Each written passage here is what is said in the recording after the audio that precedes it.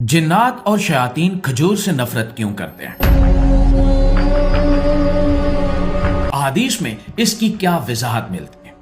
मुअज़्ज़िज़ दोस्तों, मैं हूं माजिद मलिक और आप तमाम देखने और सुनने वालों को अस्सलाम वालेकुम। नाज़रीन ग्रामी, हमारे प्यारे नबी हजरत मोहम्मद मुस्तफ़ा सल्लल्लाहु अलैहि वसल्लम ने हमें सादा और आसान जिंदगी गुजारने की तालीम दी और खाने पीने के बारे में भी खास हिदायत दी है।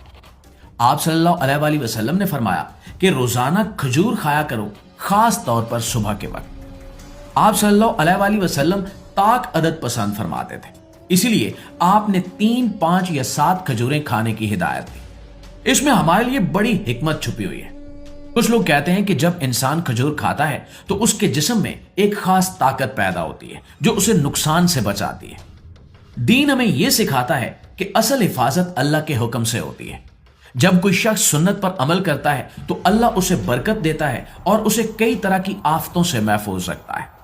इसलिए मुसलमान खजूर को सिर्फ एक फल नहीं बल्कि सुन्नत समझकर खाते हैं। दोस्तों, कुछ रिवायात के मुताबिक शयातीन और जिन्नात खजूर से नफरत करते हैं क्योंकि खजूर को इस्लाम की गिजा कहा जाता है और रसूलुल्लाह सल्लल्लाहु अलैहि वसल्लम ने खजूर को जन्नत का फल करार दिया है। उलमा कहते हैं कि खजूर को ताक अदद में खाना भी सुन्नत है। रसूलुल्लाह सल्लल्लाहु अलैहि वसल्लम को ताक अदद पसंद था, इसलिए इबादतों में भी ताक का जिक्र आता है, जैसे तवाफ के चक्कर और वितर की नमाज। दोस्तों, खजूर को ताक अदद में खाना इसी मोहब्बत की अलामत है। इसमें कोई जादू नहीं है बल्कि इताअत और बरकत का राज है। जब हम अपने प्यारे नबी मोहम्मद मुस्तफ़ा सल्लल्लाहु अलैहि वसल्लम की बात मानते हैं तो इसका फायदा हमें दुनिया और आखिरत दोनों में मिलता है। और जहां तक सेहत का ताल्लुक है तो खजूर एक मुकम्मल ग़िज़ा है। इसमें कुदरती मिठास होती है जो जिस्म को फौरन ताकत देती है। सुबह के वक्त चंद खजूरें खाने से दिन भर के लिए तवानाई मिलती है। अगर कोई शख्स कमजोरी महसूस करता है तो खजूर उसके लिए बेहतरीन चीज है। खून की कमी हो तो खजूर फायदा देती है क्योंकि इसमें आयरन और दूसरे जरूरी अज्जा होते हैं जो खून बनाने में मदद देते हैं। इसके लिए महंगी ग़िज़ाओं की जरूरत नहीं होती, सादा ग़िज़ा भी काफी हो सकती है। दोस्तों, बाज लोग कहते हैं कि जुफ्त अदद में खजूर खाने से शुगर हो सकती है।